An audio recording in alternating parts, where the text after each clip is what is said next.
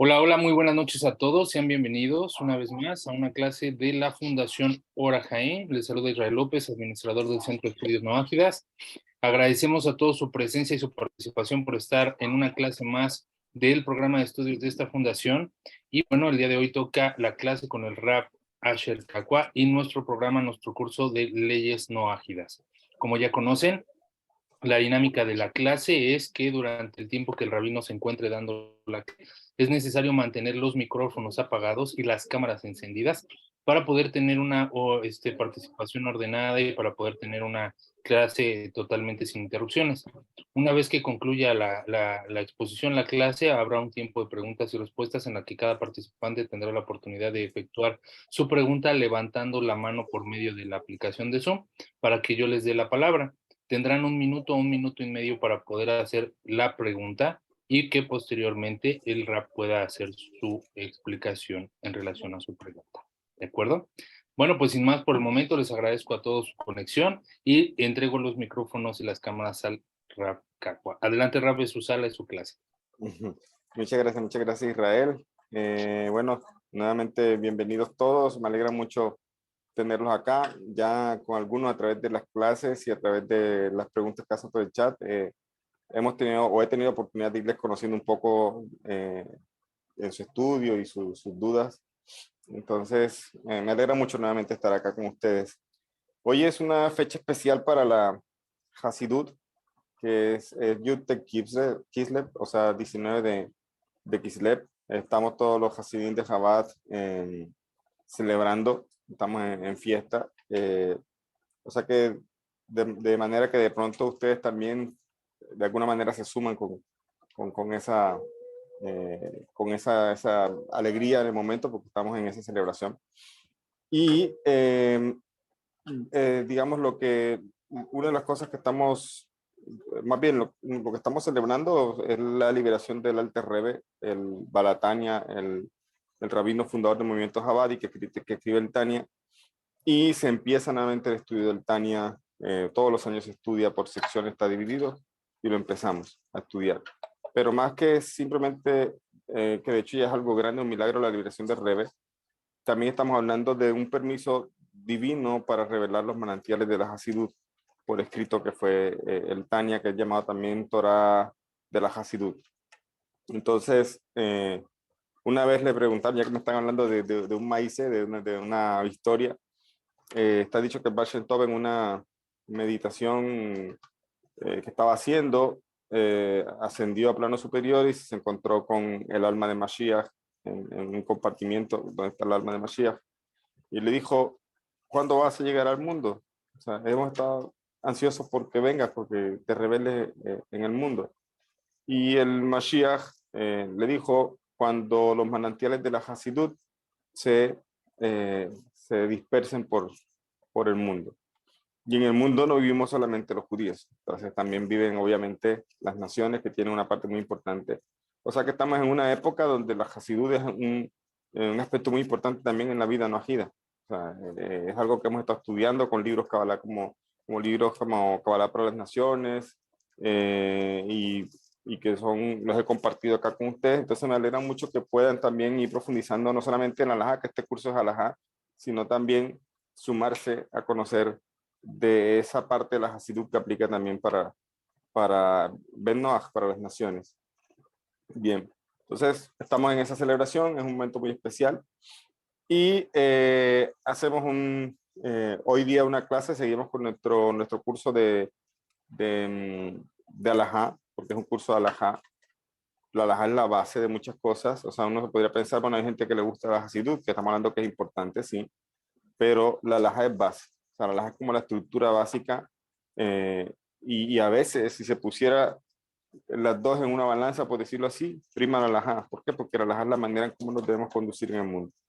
La Hasidut es como esa fuerza que se le suma a esa manera de actuar. O sea, no solamente lo hacemos como robots, vamos a decirlo así, que actuamos, sino que entonces ahora le metemos más fuerza a ese acto que hacemos para servir a Hashem. Entonces, la halajá es muy importante, es la base sobre la que se empieza a construir algo. En ese orden, nosotros estamos haciendo un desarrollo que yo pienso que es muy importante que ojalá repitan, digamos, las clases que se han hecho, si es necesario que haya alguna, o sea, si tienen alguna duda, porque estoy haciendo, empezando de lo general a lo particular, ya empezamos con lo que tiene que ver con tefilá, con plegaria. Sin embargo, en las clases anteriores, lo que hemos hablado de plegaria, nos hemos referido a plegaria personal, ¿cierto? Y sobre eso hay un breve resumen aquí como manera de retomar lo que se está hablando, que tengo aquí unos puntos para recordar lo que hemos hablado de manera muy resumida. Pero, ¿cuál es el punto? El punto es llegar a hablar de un sidur. ¿Por qué? Porque sé que algunos noajidas están rezando con sidur, sé que algunos noajidas, no sé si porque están comenzando o porque, sí, porque de pronto ignoran muchas cosas, quieren hacer cosas del sidur judío, o dicen, ¿por qué no hacemos esto que está en el sidur judío? Porque me han preguntado sobre el minyan, me han preguntado que si entonces tienen que rezar con minyan, que si Kadish, que si no sé qué, o sea, ¿por qué hacen estas preguntas? ¿Por qué? Porque obviamente hoy estamos en una sociedad donde las naciones están, o se está cumpliendo lo que decía el profeta, de que se acercarán las naciones a los judíos, le dirán, tomarán de su manto, de su talit, y le dirá, enséñame a tu Dios, o sea, enséñame sobre tu Dios. Entonces las naciones se acercan al pueblo judío. También se están generando unos movimientos por allí, un poquito, vamos a decirlo así, revolucionarios, de que promueven la idea de que para ser noajida no tienes que acercarte al judío, puedes ser noajida con tu lógica, con tu razón, y estudia entonces de los filósofos griegos y estudia entonces también de tales pensadores que también, no estoy diciendo que de pronto no hayan dicho cosas muy lógicas y sabias, pero hay una corriente por allí que promueve esa idea de que ¿por qué acercarte a judío? Sé tú mismo como noajida y aprende de los sabios de las naciones. Personalmente eso es un retroceso en la vida noajida. Yo lo veo así, porque el noajida siempre está inmerso entre las ciencias y entre la sabiduría de las naciones, pero el noajida hoy día en esta generación mm, quiere algo más, algo que no ha tenido durante toda la historia, porque toda la historia está en las bibliotecas abiertas si quiere aprender de los libros o de la historia de la biblioteca Alejandría, o si quiere aprender de los sabiduría egipcia, de la arquitectura romana, si quiere aprender de los filósofos griegos, o sea, todo eso está allí a disposición, ¿no? Y está incluso más asequible que conseguir textos sobre sabios que hablen sobre las leyes najidas. ¿Ya? Entonces, esa historia o todo ese conocimiento está allí porque ese conocimiento Hashem se lo dio a las naciones. Pero decirle al Ben Noah que se acerca, decirle, pero ¿para qué quieres acercarte al judío?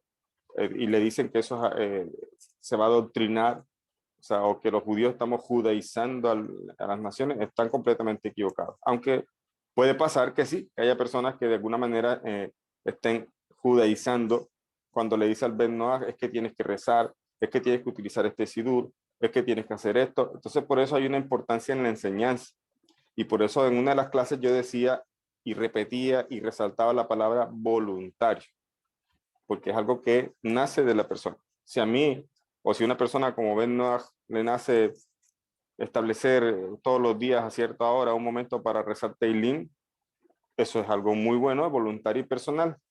Pero si esa persona ahora enseña a Benei Noah y le dice, ahora todos los que estamos aquí y estudian conmigo, todos los días van a hacer esto todos los días, y porque ustedes como nosotros tienen que establecer este momento y rezar y ser Teilim, y va a haber la gente entonces que de pronto no lo hace porque quiere, sino porque, y se volvió entonces como lo que hacen en las iglesias, ¿no? De que al final hacen las cosas para complacer al pastor o al líder. Entonces, hay una responsabilidad desde la perspectiva del alumno, y también hay una responsabilidad muy grande desde la perspectiva del maestro. Y si yo asumo algo personal, que es voluntario, que es permitido, lo asumo y lo quiero hacer para mi vida, no necesariamente tengo que decirle entonces a todos los demás que tienen que hacerlo porque eso es parte de su vida no gira. No,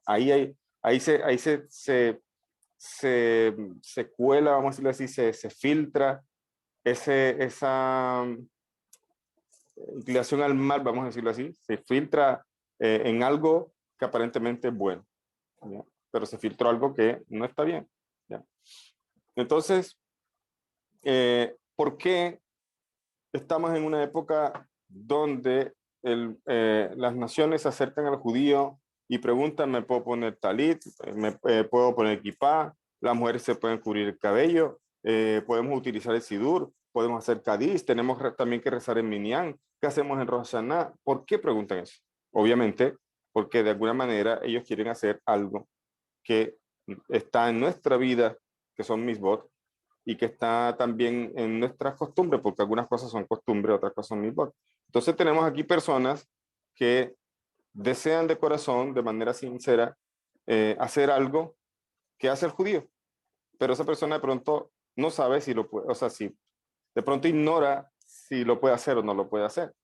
Entonces, sí o sí está relacionado entonces ese aprendizaje no agida con lo que hace el judío. Y por eso mi enseñanza en las últimas, bueno, de hecho prácticamente desde que comenzamos el curso, siempre estoy haciendo como un paralelo. Un paralelo, ¿no? El judío se estableció así, el Ben Noach, esto puede ser lógico, etcétera, etcétera. Los sabios discutieron, por ejemplo, decíamos la clase pasada sobre la plegaria, que no hay ninguna misbah, ni siquiera que esté implícita en las 7 misbot, o sea, como que esté así desglosada por los sabios que hicieron como una lista un poco más amplia de las 7 misbot. Ningún sabio habló allí en ninguno de los preceptos plegaria. Ninguno mencionó la plegaria. Sobre eso hablamos. Entonces, ¿cuál es la respuesta o qué se aprende de aquí? De que no hay un precepto ordenado directamente por la Torá para el Ben Noach de hacer plegaria. Pero también entonces por otro lado decían, bueno, pero al final de cuentas, ¿qué? Entonces él simplemente cree en Dios y ya, y sigue su vida como si Dios no existiera, porque ni siquiera le pide ayuda, ni siquiera le agradece.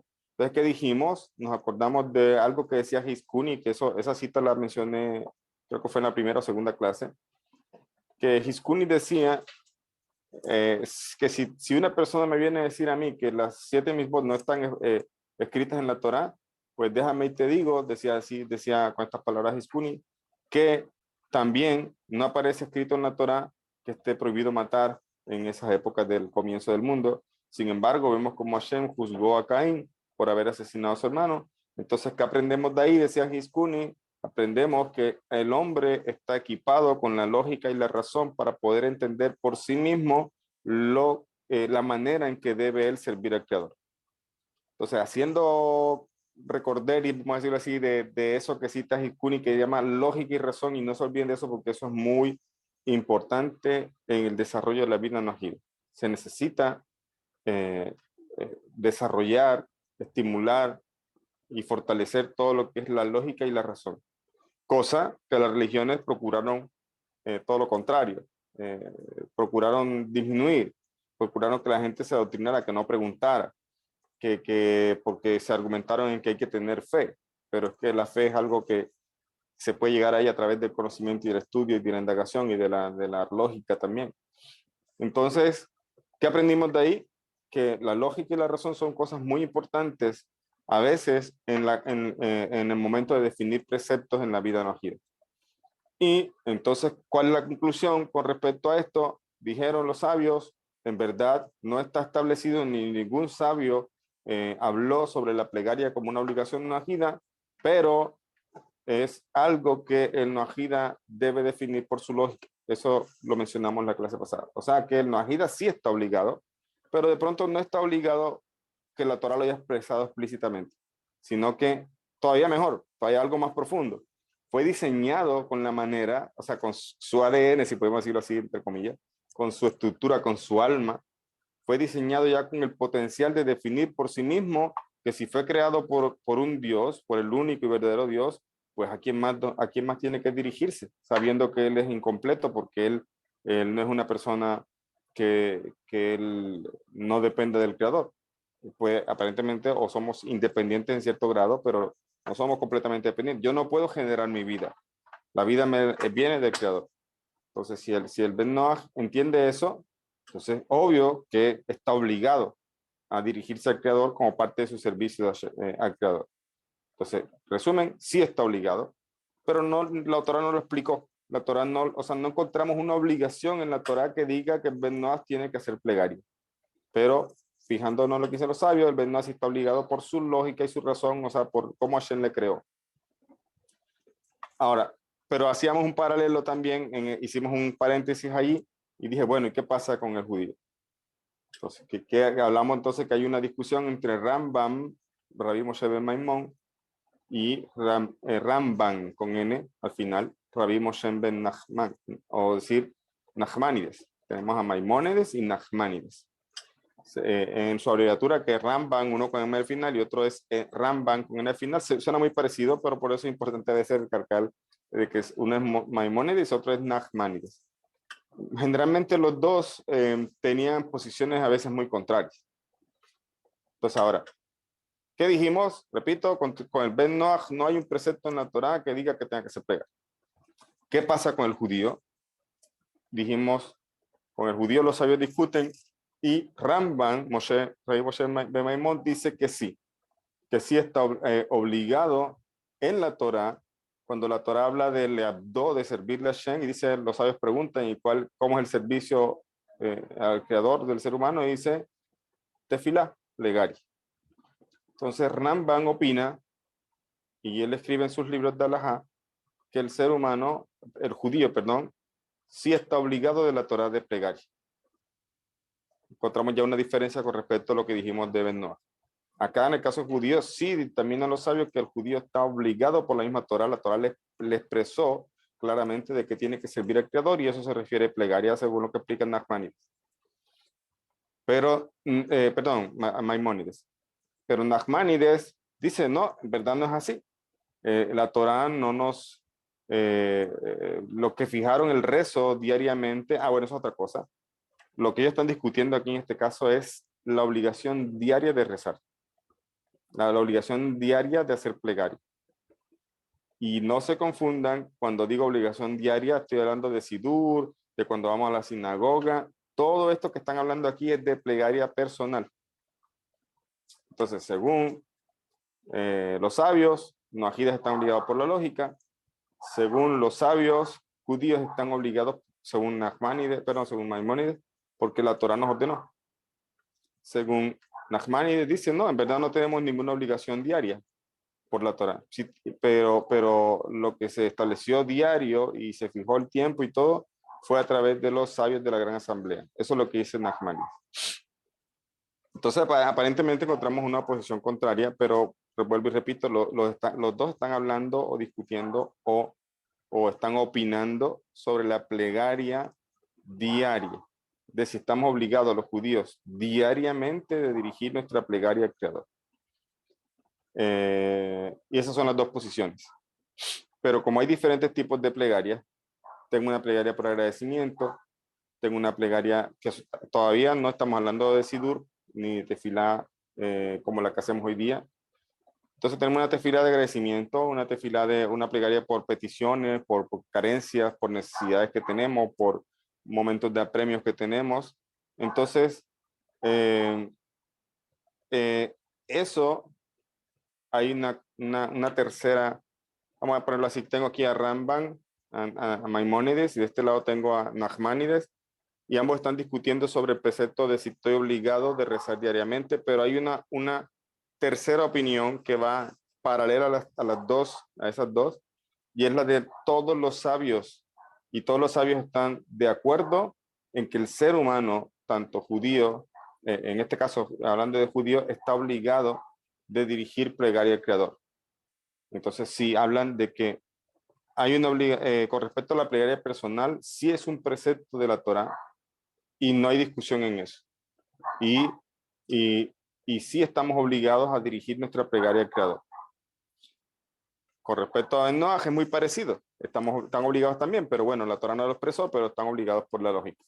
En resumen, tanto judíos como naciones están obligados de una tefilá, que es la tefilá de peticiones, la tefilá de necesidades, la tefilá de dirigirnos a Él como nuestro Padre por carencias que tengamos. Esa tefilá es misbah. Esa plegaria es misbah para todos.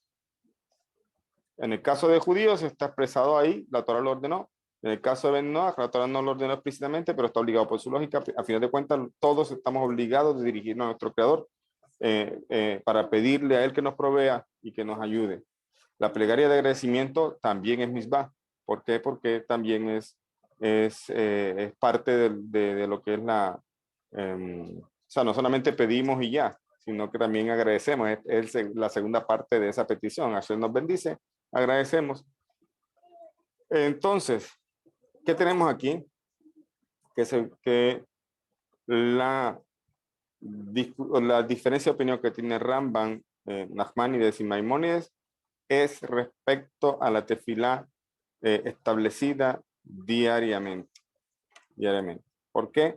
Porque yo puedo pedirle a Hashem por mis necesidades y el Ben Noach también puede pedirle a Hashem por sus necesidades, pero la pregunta es si tiene que hacerlo todos los días.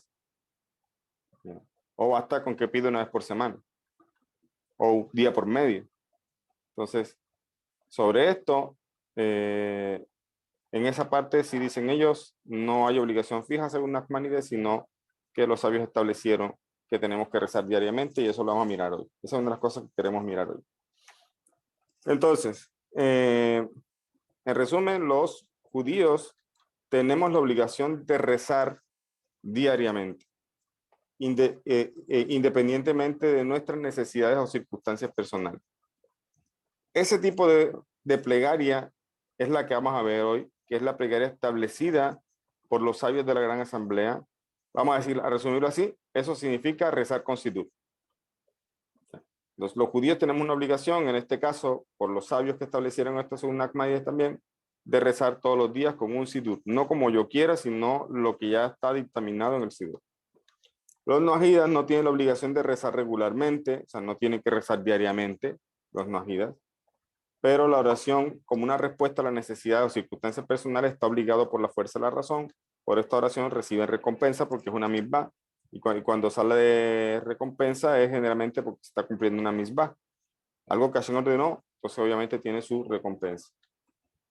Y la oración de alabanza, la oración de gratitud, también sigue siendo una misbah, a pesar de que de cierta forma es voluntaria. Entonces, eso lo hemos venido hablando de manera introductoria. Todo lo que hablamos, si no estoy mal, en las 2 últimas clases se refiere a plegaria personal. Mi plegaria voluntaria, lo que me sale del corazón. ¿Ya? Hasta ahí quedamos claros. Pero ahora vamos a pasar a una siguiente página y vamos a hablar entonces de plegaria establecida. Entonces, vamos a hablar de rezos. Vamos a ver si quisieran entenderlo así. O sea, rezo significa repetir ya un texto que no es que me salió a mí de mi corazón, que no es que a mí se me ocurrió, no, sino que los sabios, en el caso de nosotros los judíos, que es lo que vamos a ver, hace siglos atrás dijeron, los judíos de ahora en adelante, hasta que venga Mashiach, van a estar haciendo estos rezos sí o sí. O sea, no es voluntario. Para nosotros es un precepto. Y en el momento que no lo hacemos, o en el momento que lo hacemos fuera de los horarios que son los establecidos por ellos, se considera que no cumplimos con el precepto, se considera entonces que estamos pecando. Entonces, dejando ya claro, y si de pronto a alguien todavía no le queda muy claro lo de la plegaria personal, le recomiendo repasar las clases anteriores y esta introducción que hicimos ahorita. Pero vamos a pasar entonces a otro nivel, al nivel de la plegaria establecida por los sabios de la Gran Asamblea, y es allí donde muchos noajidas están preguntando, ¿puedo rezar esto que está en el Sidur? ¿Puedo hacer estas bendiciones en la mañana? Rabino, el Kadish, pues es que hay un pariente que falleció, yo quisiera pedir por elevación de su alma y escuché que el Kadish lo hacen para esto. Rabino, es que la amidad o Rabino, es que aquí dicen el Sidur que esto se reza en Minyan, entonces yo debería reunirme entonces con 10 noajidas más para hacer esto. Ahí está el punto. Aquí estamos hablando ahora sí de plegaria, de una plegaria que no es personal, sino que está establecida ya de una manera fija. Y con esto, antes de pasar a entender qué pasa con el noajida, obviamente recalco que voy haciendo un paralelo con lo que está establecido para el judío. Yo bien podría explicarle simplemente a ustedes, mire, ustedes hagan esto, así está establecido, este sidur que sacó la yeshiva, hagan así, así. Pero yo personalmente, como estudiante que soy también, porque hoy nunca dejamos de aprender, esas cosas no me satisfacen. A mí me gusta que me expliquen de fondo. A mí me gusta que me den el fundamento, no que me digan simplemente haz esto o no hagas esto. Entonces, por esa razón, porque así aprendo yo, porque a mí me gusta entender desde el fondo, entender desde las bases, yo voy a, antes de hablar simplemente de qué pueden hacer ustedes o qué tienen que hacer, voy a hablar de lo que hacemos los judíos, porque sí o sí ustedes están preguntando respecto a textos judíos y a libros judíos. ¿Ya? Entonces ahí vamos a empezar a hablar sobre lo que primeramente, quiénes eran los sabios de la Gran Asamblea.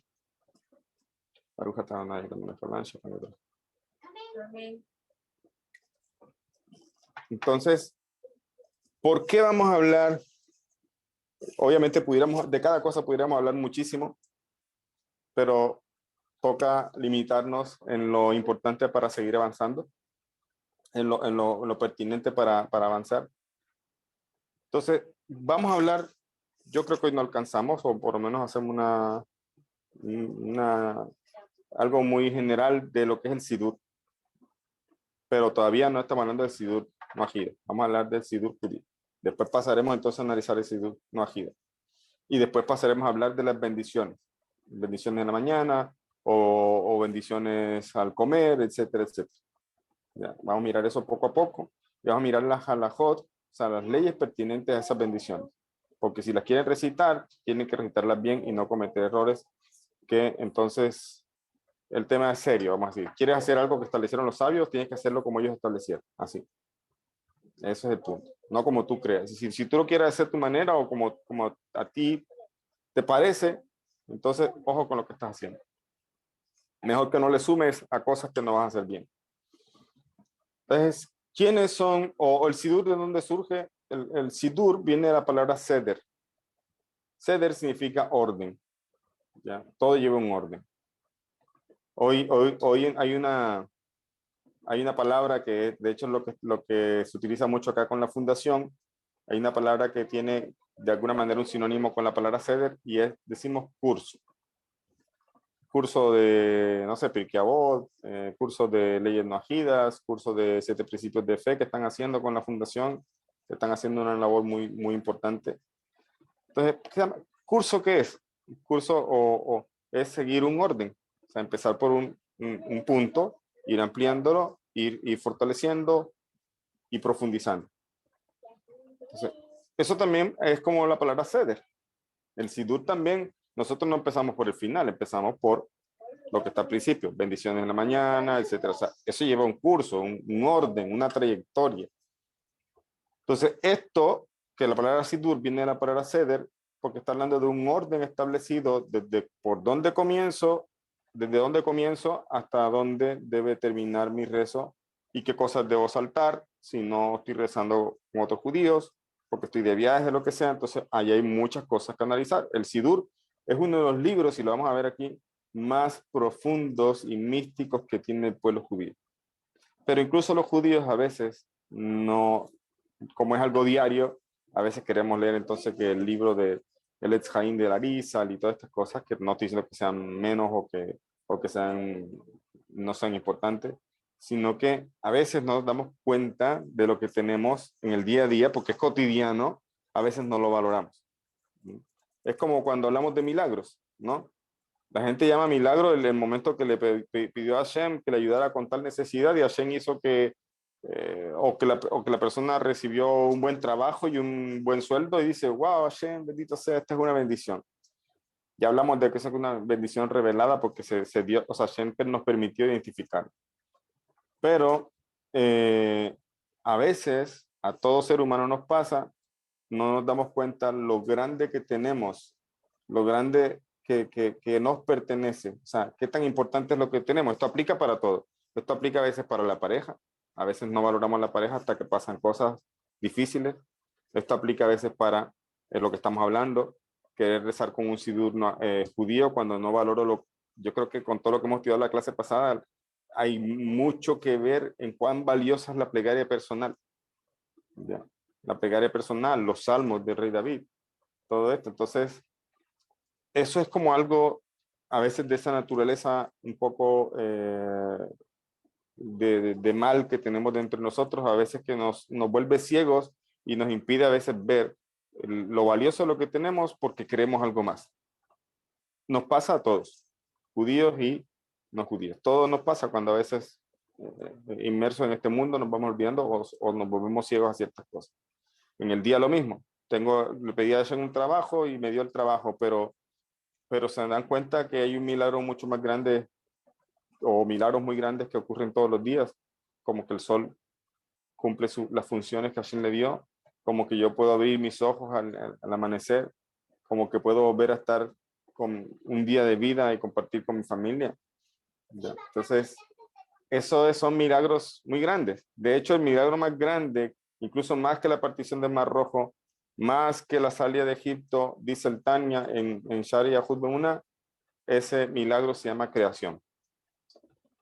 Ese es el milagro más grande que hay. ¿Por qué? Porque partir el Mar Rojo, Hashem lo hizo a partir de algo existente que se llama mar o viento.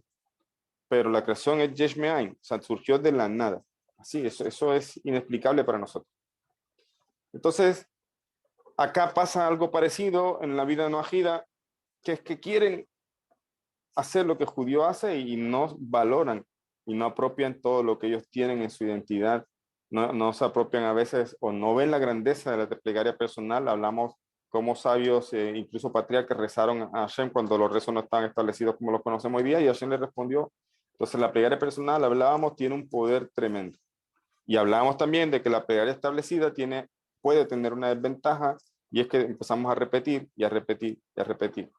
Yo conozco personas judías y a veces uno también le pasa de que a veces dice, oye, estaba rezando de tal cosa y llegué a este punto y no me acuerdo si dije esto que estaba. O sea, ¿por qué? Porque la persona en un momento se desconectó, siguió hablando y siguió repitiendo lo que estaba en el Sidur, pero en su mente estaba pensando en otra cosa y cuando vuelve a concentrarse dice, uy, yo sí dije esto, no lo dije. Entonces, eso pasa cuando hay la repetición y la repetición de algo ya establecido. Y los judíos tenemos que luchar para que eso no nos pase. ¿Ya? Todos los días tenemos que esforzarnos tremendamente para poder desconectarnos de los pensamientos del día a día, para poder conectarnos en pensamientos de nuestros rezos, de lo que establecieron los sabios. Entonces, los miembros de la Gran Asamblea establecieron el Sidur. Y como dije, Sidur significa, viene de la palabra Seder, que significa orden, curso, un camino, un principio y un avance. Entonces ellos, los sabios de la Gran Asamblea, establecieron los rezos y las bendiciones. Esto está en el Talmud Babli, Talmud babilónico, en Berajot, en la página 33a.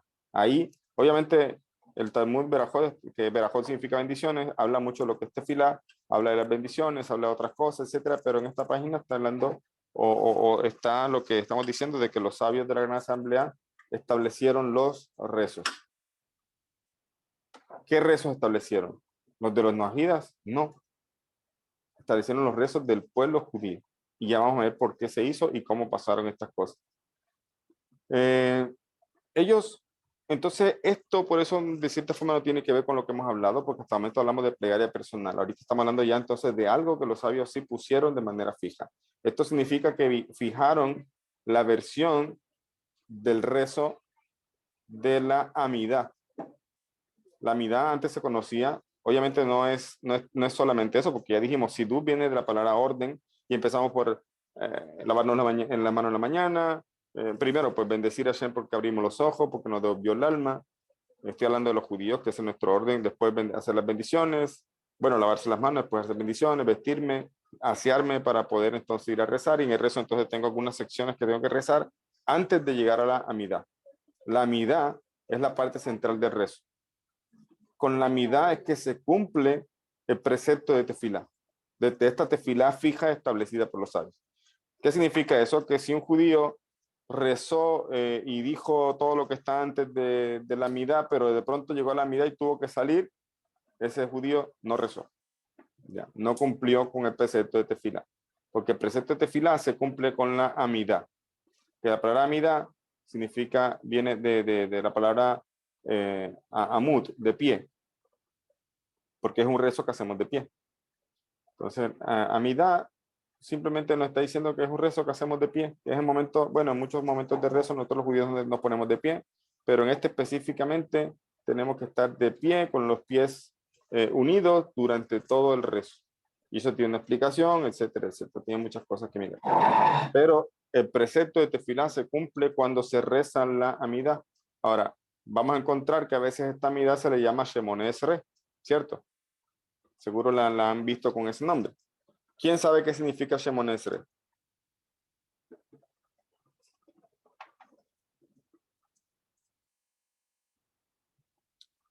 Simulando Los Ángeles, dice por acá la señora Belkis. Sí, No son el tema de 18 peticiones. Ajá, ok. Excelente, así es. Lo del tema de Simulando Los Ángeles que comentan por allá por el chat, la señora Belkis, es el tema de poner los pies unidos. Exactamente, eso tiene su similitud con el tema de Los Ángeles. Yo sé que es. Dime. Son 18, ¿cómo se dice? Bendiciones. Ajá, así es con la cabot. De mi hija por acá también escuchando, que también es mi esposa también. Entonces, 18, como dijo la señora, ¿me recuerda su nombre? Socorro. Socorro, sí, perfecto. 18, Shemon Esrei significa 18. Ahora les pregunto, ¿cuántas bendiciones tiene la amidad?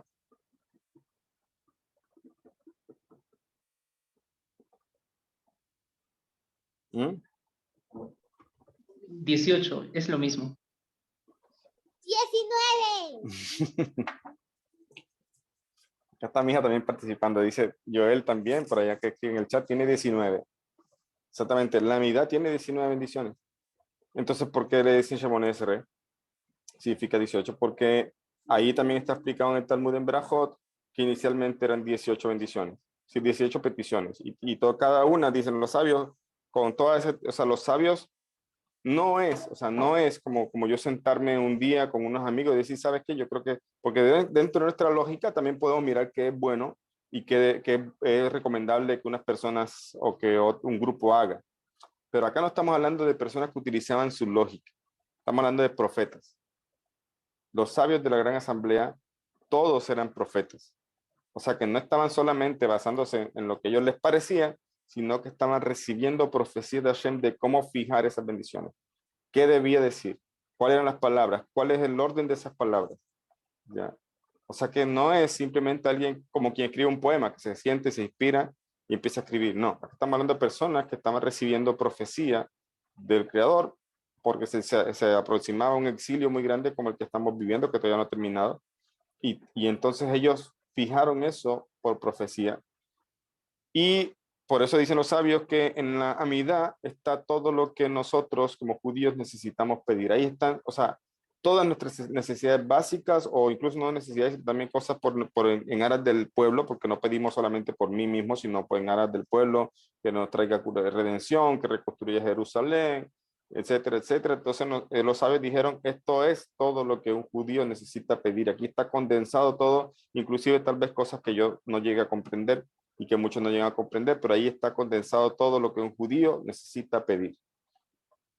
Resulta que entonces hubo una época, en la época en que los romanos y muchos judíos se hicieron apicorosín, o sea, se hicieron como herejes, y entre esos Yeshu y sus seguidores, etcétera, se volvieron traidores para el pueblo judío, se volvieron, digamos, no estoy hablando de política aquí, no estamos hablando de que se fueron del bando de los romanos o los griegos, estamos hablando de que estaban traicionando la voluntad de Hashem.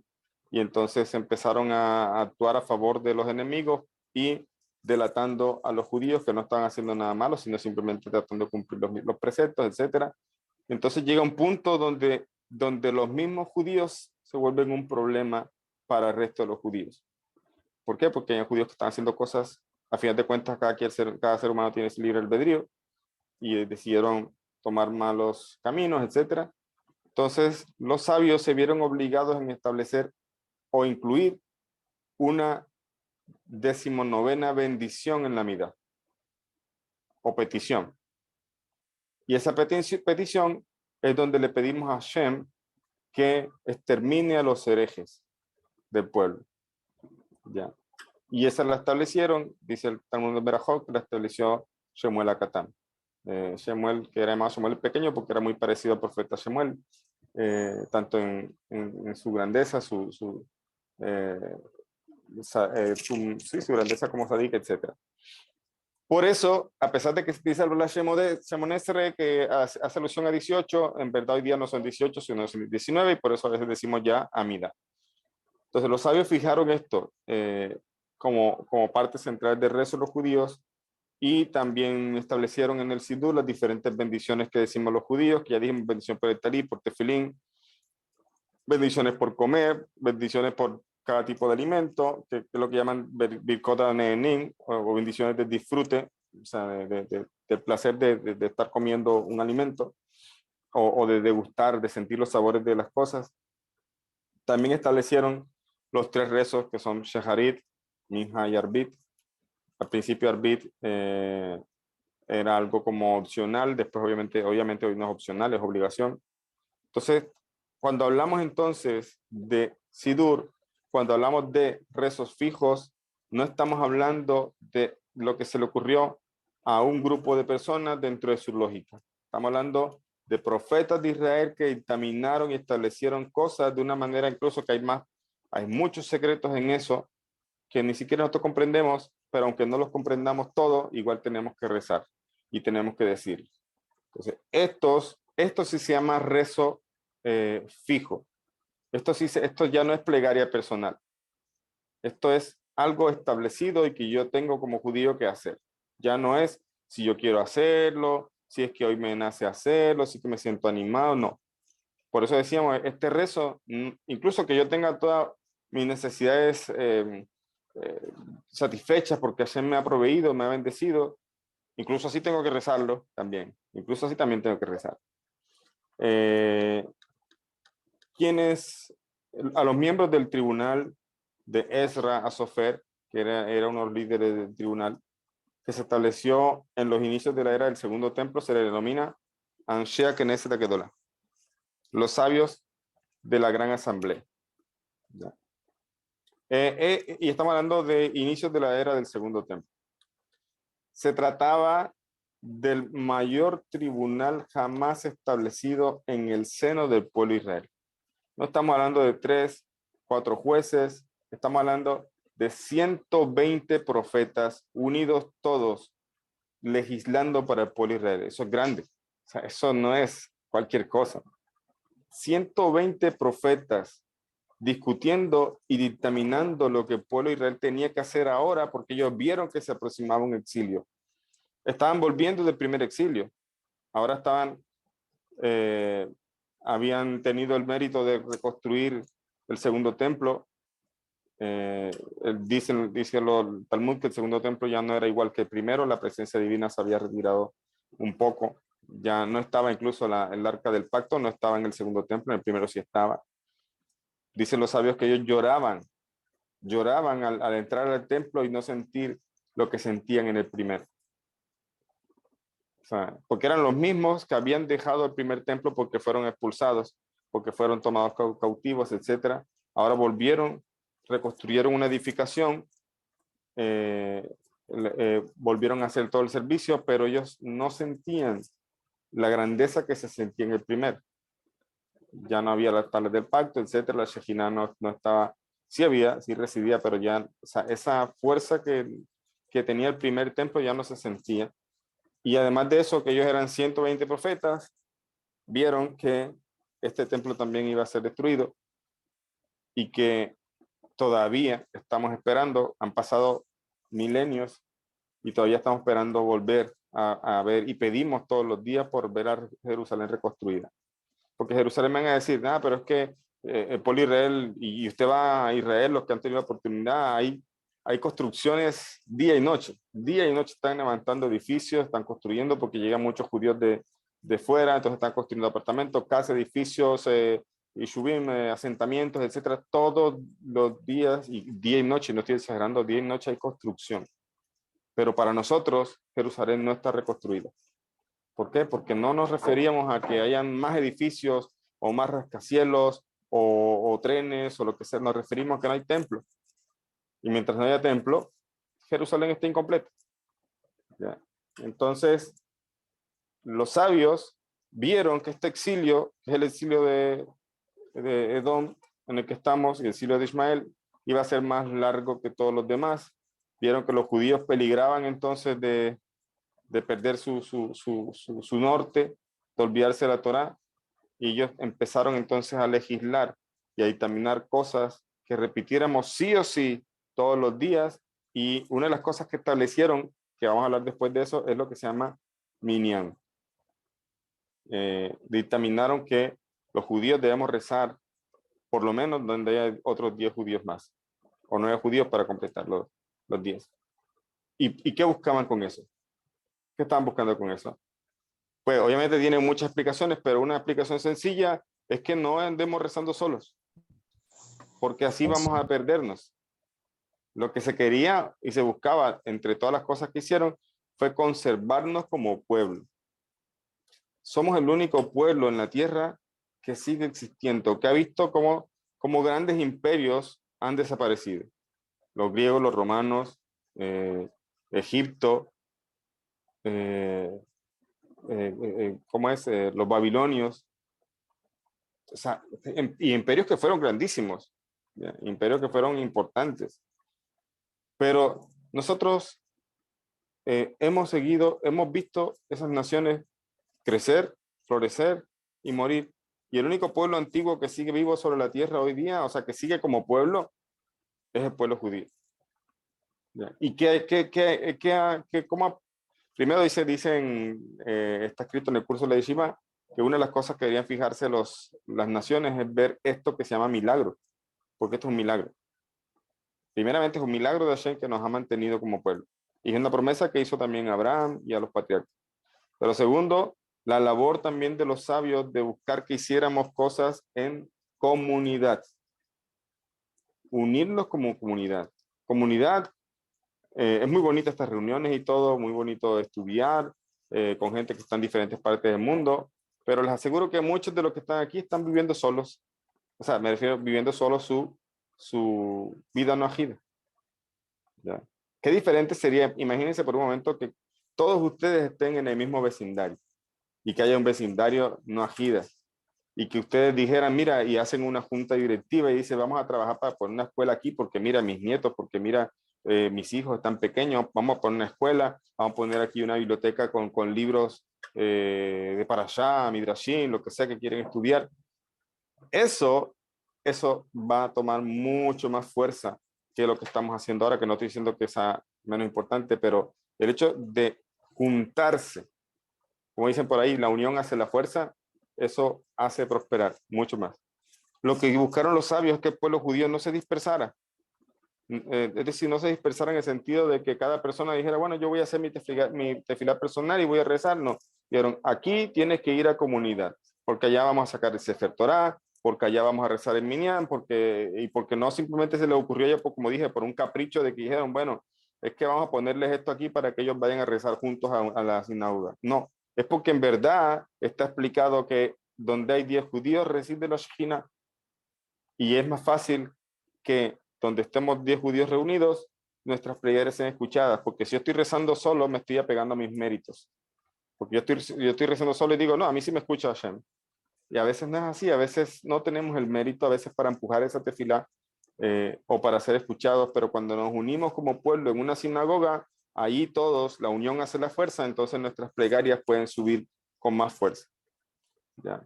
Entonces, entre esas cosas que dictaminaron fue precisamente comunidad, hacer las cosas en comunidad.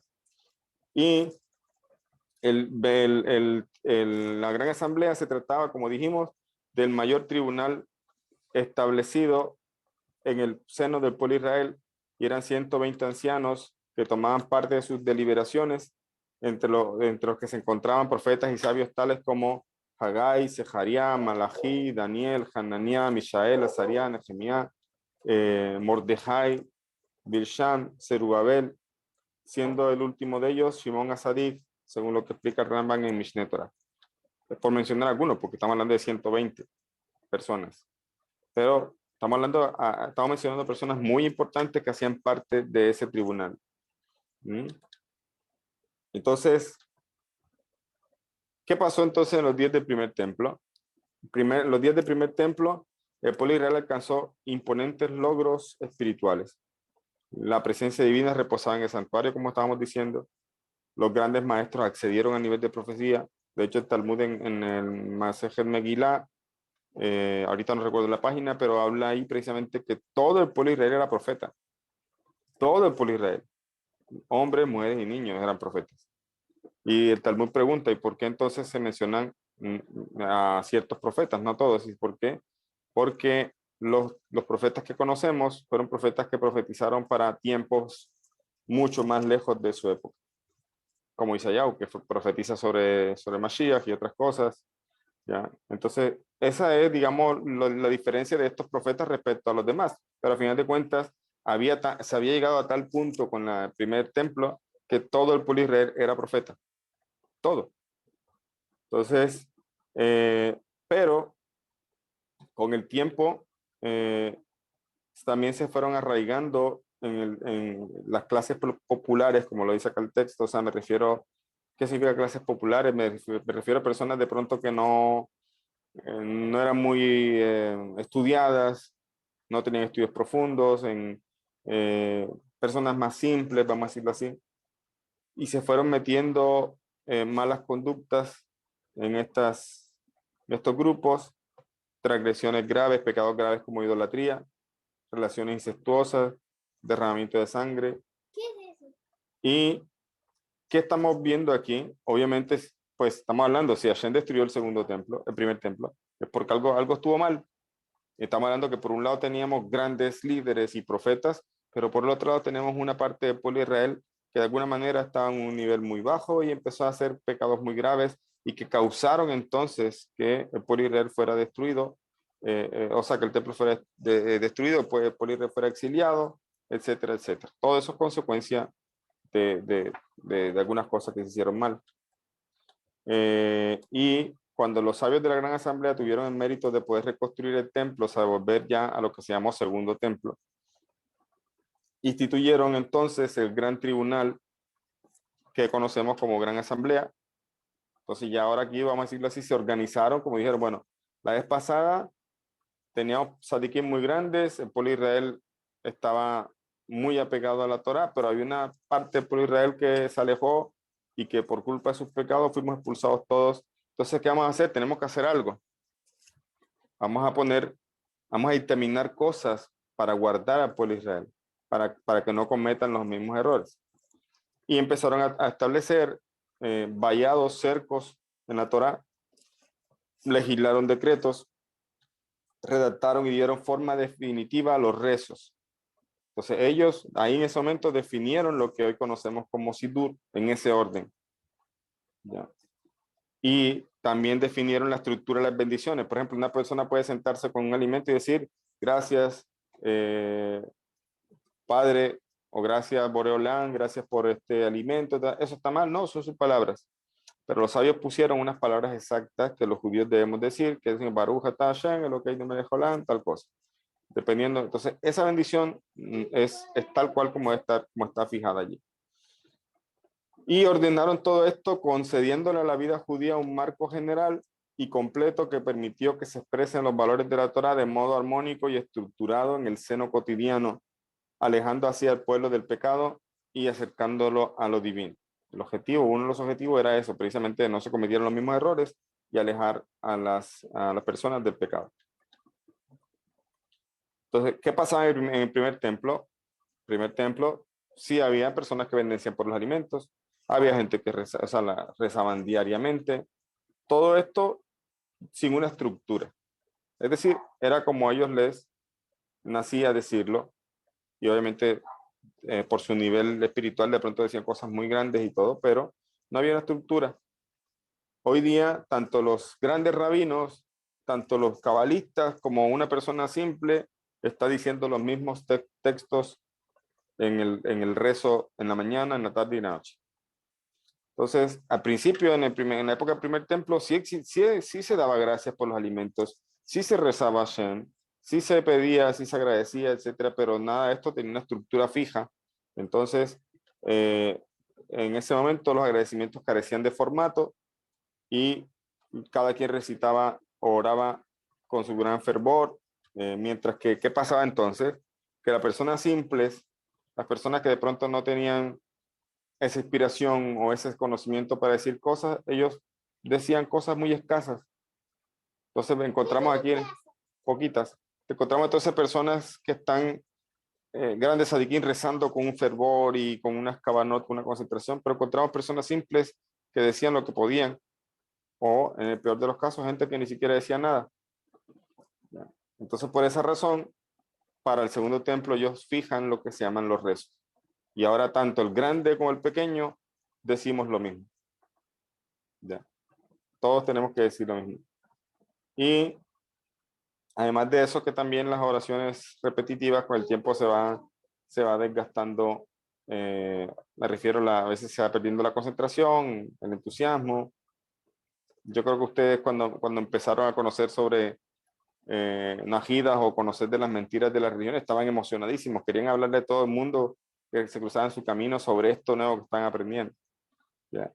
Pero pasa el tiempo y a veces, consciente e inconscientemente, esa emoción se puede perder, ya nos habituamos, ya es lo cotidiano. ¿Ya? Entonces, ¿dónde está nuestro trabajo? En mantener esa emoción, pero ahora con madurez en la medida que se aprende.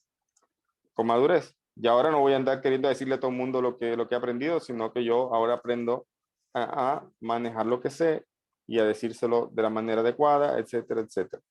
Pero esas emociones es muy normal, el ser humano empieza con una emoción y hay gente que al poco tiempo se perdió la emoción, ya se le acabó ese deseo que quería. Entonces, pero esto no es de seguir a Hashem por un momento. Esto no es de cumplir la voluntad de Hashem cuando yo tenga ganas, cuando yo como Noajida tenga ganas. No, siempre, esa es la voluntad de Hashem. Lo mismo pasa con los judíos, tenemos que hacerlo siempre. Y con el tema del rezo, los judíos tenemos que luchar para que nuestros rezos no se vuelvan monótonos porque estamos repitiendo y repitiendo y repitiendo. Por eso decía, la plegaria personal también que los nojidas hacen, que no tienen un rezo fijo con un sidur ni nada, es a veces mucho más grande y puede ser a veces mucho más sincera, porque es algo que salió del corazón. Y la idea era precisamente con el sidur lograr que se fijara nuevamente los corazones del pueblo judío en el servicio a Hashem. Pero vamos a hablar en la siguiente clase, el tema de los rezos en la mañana, por ejemplo, Sheharit, Minha y Arbit, son 3 rezos que hacemos los judíos, que tienen que ver con los sacrificios que se hacían en el templo, sacrificio en la mañana, korbanot en hebreo, o en la tarde, Minha, y Arbit, que estaba relacionado con la quema ya de los restos de los sacrificios que se hicieron en el día. Entonces, los sacrificios tienen un tiempo estipulado, en un momento que tiene que hacerse. Bueno, el sacrificio en la mañana no puede hacerse en la noche, de hecho en la noche no había sacrificios. ¿Ya? Y el de la tarde era en la tarde, entonces ahí vamos a aprender de que ahí se fija entonces el rezo o los rezos que hacemos ya en un horario, en un periodo establecido de tiempo, y vemos que tienen una relación con korbanot, ya, con los sacrificios. ¿Y qué pasó con los sacrificios? Todavía no hablemos de rezo. ¿Qué pasó con los sacrificios? Que aún dentro de lo que se llama la práctica de los sacrificios, el pueblo de Israel, las personas simples y poco, digamos, un poco más alejadas, menos estudiosas, incluso los sacrificios los hicieron con la intención equivocada. Por ejemplo, hay mucho que se enseña sobre el poder del Kétoret, que hacían los Kohanim. También tenía el poder de curar, como también causaba que los Kohanim fueron prósperos. Aumentaron sus riquezas. Entonces, mucha gente dijo, uy, yo también quiero hacer esto porque esto da dinero. Entonces, no es la intención por la que lo hacían los Kohanim. ¿Qué pasó con los korbanot? La gente torció la idea y dijo, bueno, si hago esto, Hashem me va a bendecir con tal cosa. Entonces, es lo que hablamos en la clase pasada al final, que me preguntaban que se desvió la intención, digamos, del sagrado manera que se hacían los korbanot, y la gente no empezó a hacerlos porque quisiera acercarse a Hashem o servirle a Hashem, sino porque dijeron, no, si hago esto, esto es bueno para esto, y esto me sirve en esto. Entonces se volvió un problema y el Talmud lo llama brujería, y por eso encontramos algo que está escrito en el profeta Yeshayahu, que dice, está escrito en Isaías 1, capítulo 1, del 11 al 13, está escrito en Isaías que dice, ¿para qué sirven tantos sacrificios que me hacen? Dice Hashem, harto estoy de holocaustos de carneros y de cebos de animales cebados. No me complazco con la sangre de toros, ni de ovejas, ni de machos cabríos, cuando venís a presentaros ante mí. ¿Quién ha querido eso de vuestras manos para hollar mis atrios? No traigáis más vanas oblaciones, ofrendas abominables son para mí. Y este fue el argumento de muchos cristianos para decir que Hashem abolió los corbanos y que eso no es importante. Es completamente una mala interpretación, una mala comprensión de lo que... Aquí, ¿qué es lo que está diciendo el profeta Isaías? Los corbanos había que hacerlo. Y es más, uno se preguntaría, ¿por qué Hashem dice, ¿para qué me traes esto? Bueno, yo preguntaría, pero no fue él el que me ordenó a traerlo, pues. Él me dijo que teníamos que llevarlo, o sea, nos ordenó la Torah que hiciéramos korbanot. Entonces, ¿por qué de pronto Hashem me dice en otro punto acá, a través del profeta Isaías, me dice, ¿para qué me traen esto? Estoy harto de estos sacrificios. Entonces no tiene sentido. Él me ordena una cosa y después me dice que no lo quiere. Parece que fuera un niño chiquito, caprichoso. No es así. Shalom. Hashem está hablando de aquellos judíos que volvieron los sacrificios una cosa muy diferente a lo que debía ser. Entonces, ¿a quién está reprendiendo el profeta? A los judíos que llevaron los korbanot con intenciones muy diferentes a los que establecieron o lo que estableció la Torah con respecto a los korbanot. Y este es un problema, y por eso Hashem dijo, no es así que yo mandé, no es así que yo quiero, no me interesan, pueden traer los sacrificios y toros que pueden traer, pero no es así que yo quiero. ¿Acaso no están profanando mi templo con estas cosas? No traigan más vanas oblaciones, vanos sacrificios. ¿Por qué son vanos? Si él ordenó que lo trajeran. Primero porque no se hacían desde el corazón con la intención adecuada. ¿Ya? Entonces hubo problemas. Estamos viendo que entonces en estas épocas también hubo gente simple, gente que también hizo cosas que no estaban tan bien, y por eso los sabios buscaron establecer un orden para que hiciéramos las cosas de manera correcta. Ahora, cuando ya no hubo sacrificio porque el templo se destruyó, entonces los rezos, Sheharit, Minha y Arbit, empezaron o se relacionan como llevar una ofrenda, como un corbán, como es parte de ese servicio. Y eso lo miraremos después, pero esa es la relación que hay. ¿Qué estamos analizando hoy o qué hemos analizado hasta hoy? Estamos analizando, en resumen, quiénes eran estos sabios que fijaron el sidur. ¿Por qué? Porque el Noahida se pregunta, es que yo compré cuando estaba en tal religión o lo que sea, compré un sidur y yo rezaba de aquí, y es que a mí me gusta esto, y ahora la persona empieza a dejar su error y empieza a hacerse Ben Noach, pero todavía no está tan maduro y quiere seguir haciendo cosas que hacía en esa religión. Entonces pregunta, bueno, yo puedo seguir rezando con este sidur, primero, antes de hablar del sidur, tenemos que comprender quiénes lo hicieron, quiénes fijaron el sidur y por qué se hizo, para poder entonces hablar más a detalle después, por qué, y les adelanto esto y con esto termino, por qué un Ben Noach que reza con un sidur judío está haciendo una vera, un pecado. ¿Ya? Esto está en el Salmo 1, por ejemplo, voy a decir aquí, y esto me estoy adelantando mucho a segunda o tercera clase de esto que vamos a ver. Está escrito en el Salmo 101:7. Dice, uno que profiere falsedad, o sea, uno que dice falsedad, no puede estar delante de mí. Así dice el Salmo. Entonces, si el sidur fue establecido por el pueblo de Israel y para el pueblo de Israel. Si un Ben Noach dice textos que no tienen nada que ver con él, es como quien está diciendo falsedades delante de Hashem. O sea, toma un sidur que no fue hecho para él y que tiene textos que no son para que él diga, entonces es como quien está rezando puras mentiras delante del Creador. ¿Ves? Entonces, el Ben Noach que toma un sidur judío y empieza a decir textos que no tienen nada que ver con él, está pecando. Pero puede ser que algunas cosas sí las pueden decir y eso es lo que vamos a ir depurando o definiendo en el transcurso de las próximas clases.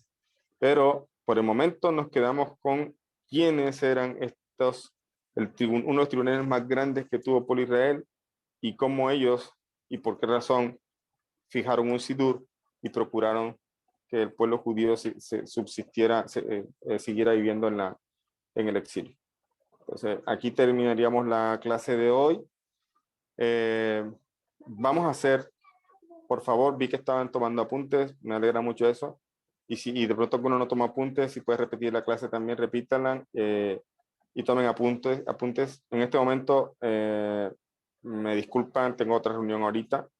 No voy a poder responder preguntas, pero en la clase que viene no va a haber clase como tal, sino vamos a hacer un foro. 1 hora de preguntas. 1 hora solamente de preguntas. Pero de preguntas, no del si puedo decir el Shema, no si puedo decir la bendición del lavado de manos en la mañana, no decir, no. Preguntas de lo que hemos visto, de lo que ya hemos visto hasta aquí, desde la primera clase que comenzamos el curso hasta aquí. Otras cosas que no tengan que ver con lo que no hemos hablado, lo dejaremos para más adelante. Y la idea es que de pronto, dentro de cada 2 o 3 clases, hagamos un foro. Ya, para hacer, y si no hay preguntas, pues entonces hacemos clases. Pero ahí tienen el espacio ustedes para preguntar y le pido pues me comprenden de que ahorita no les puedo dar el espacio porque tengo que ocuparme en otra cosa. Entonces, Be'ezrat Hashem, nos vemos en la próxima clase. Igual tienen el espacio del grupo también para compartir algunas cosas que quieren compartir. Perfecto, Raf. Muchísimas gracias. Gracias por esta clase. La verdad es que debe de haber preguntas, por supuesto que sí debe de haber preguntas. Anótenlas todos, apúntenlas y en la próxima clase entonces vamos a preparar este foro para que vayan con todas esas dudas que se están generando y las podamos exponer y puedan ser abordadas y ahondadas en su mayoría. Bueno, pues les agradezco a todos que se hayan podido conectar. Gracias a Rabbi Sherkakwa por su tiempo, por esta clase. Con esto estamos concluyendo la transmisión del día de hoy. Les deseamos a todos que tengan una excelente noche, que Hashem les bendiga con todas las bendiciones de la Torah y que nos permita vernos en la próxima transmisión. Muchas gracias a todos. Muchas gracias a todos.